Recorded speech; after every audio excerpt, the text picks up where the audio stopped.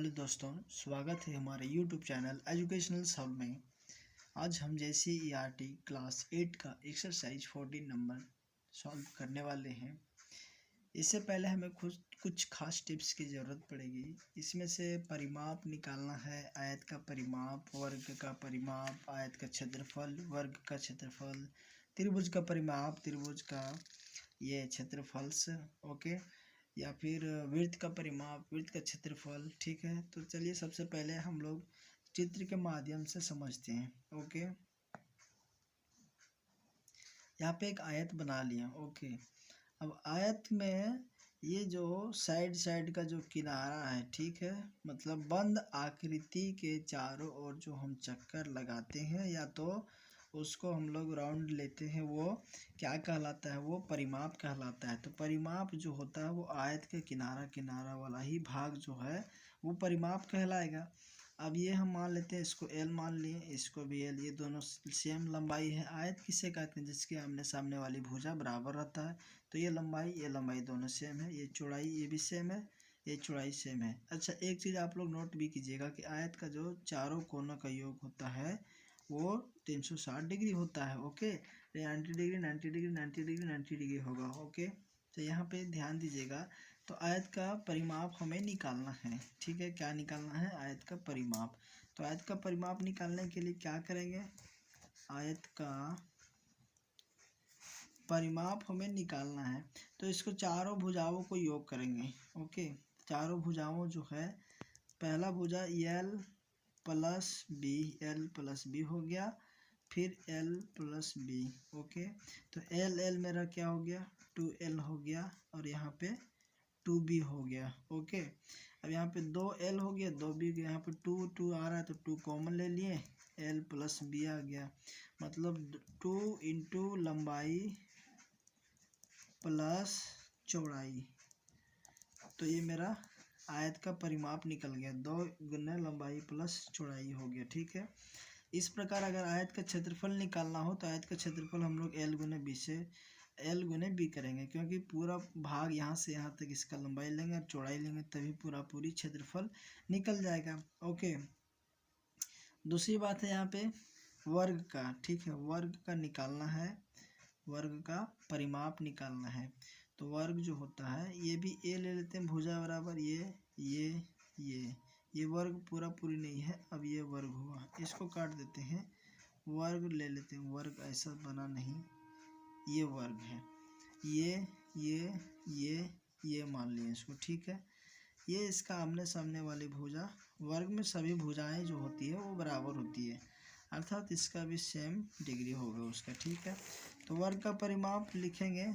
वर्ग का परिमाप निकालने के लिए सेम वही सभी भुजाओं का योग करेंगे, चारों भुजाओं का योग करेंगे, मतलब कि ये प्लस ये प्लस ये प्लस ये चारों जोड़ेंगे। तो यहाँ पे 1 2 3 4 कितना भुजा है? 4 ये है। तो इसको 4 इंटू ये एरिया हो गया मेरा, ये भुजा, इसको लिख लेते हैं। तो वर्ग का परिमाप बराबर मेरा निकल गया 4 इंटू भुजा। इस प्रकार त्रिभुज का भी परिमाप हम लोग निकाल सकते हैं। ओके, तो त्रिभुज का परिमाप, त्रिभुज में सबसे पहले पता है कि 3 कोण होता है। इसको ये मान लें, इसको B, इसको C, इसको हम लोग भुजा मान लेते हैं। चलिए, 1 भुजा 2 भुजा 3 भुजा, मतलब त्रिभुज में कितना भुजा होता है? वो 3 भुजा होते हैं। ठीक है, तो त्रिभुज का परिमाप निकालने के लिए 3 इंटू भुजा, इसका सिंपल है, तीनों भुजाओं को क्या करेंगे? जोड़ देंगे। तो त्रिभुज का परिमाप निकालने के लिए क्या करेंगे? ये प्लस ये तीन भुजाओं को जोड़ेंगे तो हो जाएगा 3A। तो 3 इंटू भुजा, तो 3 इंटू भुजा मतलब ये हो जाएगा त्रिभुज का परिमाप का हो जाएगा। ओके, इसी प्रकार वृत्त निकालना है। ठीक है, वृत्त जो है मेरा गोल है, तो वृत्त का परिमाप होता है 2πr होता है। ओके, तो वृत्त को आधे वाले भाग को हम लोग व्यास से बोलते हैं, व्यास के आधे वाले भाग को हम लोग त्रिज्या बोलते हैं। इसको लिख लेते हैं, R लिख लेते हैं। यहाँ पे केंद्र बिंदु मान लिए, इसको D मान लिए, ये डायमेंशन मेरा व्यास हो गया। ओके, यहाँ पे ये मान लिए, वो से ये की दूरी जो है त्रिज्या है। मतलब एक वृत्त में हम लोग 4 अनेक प्रकार के ये जो है त्रिज्या निकाल सकते हैं। ठीक है, तो यहाँ पे देख लेते हैं इसका परिमाप कैसे निकलता है। चूँकि यहाँ पे ले लेते हैं पाई बराबर जो ले लेते हैं वृत्त की परिधि। वृत्त की परिधि मतलब इसके चारों ओर जो सर्कल है वो उसके बारे में हम बात कर रहे हैं, ठीक है। तो वृत्त का परिधि या तो परिमाप, दोनों एक ही चीज़ है, परिमाप बटे व्यास लिख लिए, ओके। तो वृत्त की परिधि हो जाएगा यहाँ पे, वृत्त की परिधि हमें निकालना है, ठीक है। तो वृत्त की परिधि यहाँ पे आ जाएगा, तो आ जाएगा वृत्त का परिधि बराबर, यहाँ पे पाई है तो पाई इधर चला आएगा, गुना में यहाँ पे भागत गुना में आ जाएगा, इनटू यहाँ पे व्यास है तो व्यास लिख देंगे, ओके, व्यास लिख दिए। अब यहाँ पे चल जाएगा बराबर पाई इंटू 2 इंटू त्रिज्या, 2 इंटू आर लिख देते हैं, ओके। क्योंकि व्यास जो होता है सो त्रिज्या का क्या होता है, वो डबल होता है, ठीक है।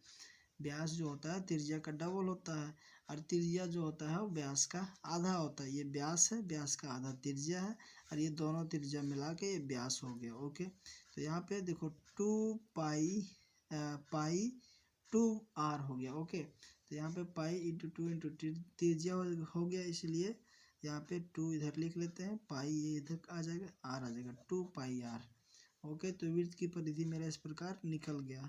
तो वृत्त का परिधि या परिमाप दोनों एक ही चीज़ है, तो वृत्त का परिधि बराबर आ गया 2 पाई आर।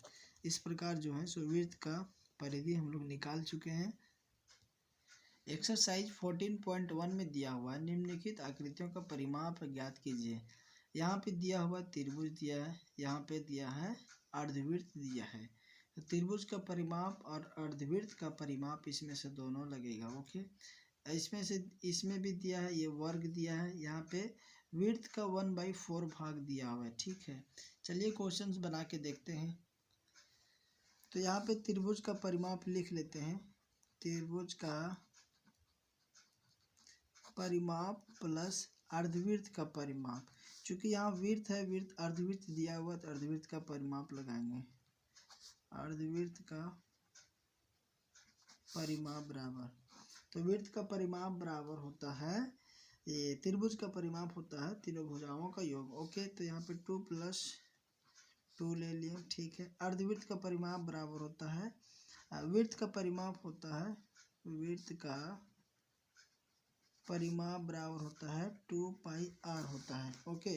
2 पाई आर होता है, बोल रहा है अर्धवृत्त निकालना है, तो इसको हम 2 से भागा दे देंगे, कट जाएगा तो बच जाएगा पाई आर बच जाएगा, ओके, पाई आर बच जाएगा यहाँ पे। तो यहाँ हमें पाई आर ले लेते हैं, ठीक है। अब यहाँ पे 2.8 जो दिया है, यहाँ पे व्यास दिया हुआ है, डी बराबर दिया है 2.8 दिया हुआ है। तो सबसे पहले वाई हमको आर चाहिए, यहाँ पे त्रिज्या चाहिए, तो त्रिज्या दिया नहीं, तो आर बराबर होता है डी बटे 2, मतलब त्रिज्या बटे डायमेंशन बटे 2, व्यास बटे 2। तो व्यास दिया है 2.8 बटे 2 से भागा देगा तो 1.4, मतलब आर बराबर मेरा 1.4 आ जाएगा, ओके। तो यहाँ पे 2 + 2 + 22 बटे 7 गुने 1.4, आर बराबर लिए थे 1.4। अब 7 से काटेंगे, 7 दूनी के 14, 0.2। अब 2 दूनी के 4 + 22 दूनी के 44, 4.4, ओके। तो 4 4 8.4, तो मेरा 8.4 आ गया, ठीक है। दूसरा नंबर क्वेश्चन इस प्रकार दिया हुआ है। दूसरा नंबर क्वेश्चन यहाँ पे फिगर छाप लेते हैं, ये दिया हुआ है, ऐसे दिया हुआ है, वर्गाकार टाइप के दिया हुआ है, ये यहाँ से गया ऐसे, ये ऐसे जाएगा, ओके। यहाँ पे डॉट डॉट डॉट दिया है, यहाँ पे 7 सेंटीमीटर दिया है, यहाँ पर भी 7 सेंटीमीटर दिया है, ठीक है। यहाँ पर भी 7 सेंटीमीटर दिया हुआ है। तो इसमें से वर्ग का परिमाप निकालेंगे प्लस वृत्त का 1/4 वाला परिमाप लगाएंगे, ओके। तो वर्ग का परिमाप प्लस, ठीक है, सबसे पहले 2 पाई आर लिख लेते हैं। वृत्त का परिमाप जो होता है 2 पाई आर, इसको 4 से भागा दे देंगे, ओके। 2 × 1 = 2, 2 × 4, ठीक है। इस प्रकार ये 1/4 भाग निकल जाएगा वृत्त का, ठीक है। तो वर्ग का परिमाप प्लस 1/2 पाई आर, ओके। यहाँ पे भुजा दिया हुआ है, सबसे पहले इधर लिख लेते हैं, भुजा जो है 7 सेंटीमीटर दिया हुआ है, ओके। और आर भी यहाँ पे दिया हुआ है 7 सेंटीमीटर यहाँ पे ये दिया हुआ, ठीक है। त्रिभुज ये वृत्त का एक भाग जो है ये आर बराबर दिया है 7 सेंटीमीटर, ठीक है। तो 7 सेंटीमीटर यहाँ पे ले लिया। अब वर्ग का परिमाप बराबर होता है 4 इंटू भुजा, 4 इंटू भुजा प्लस 1/2 पाई आर।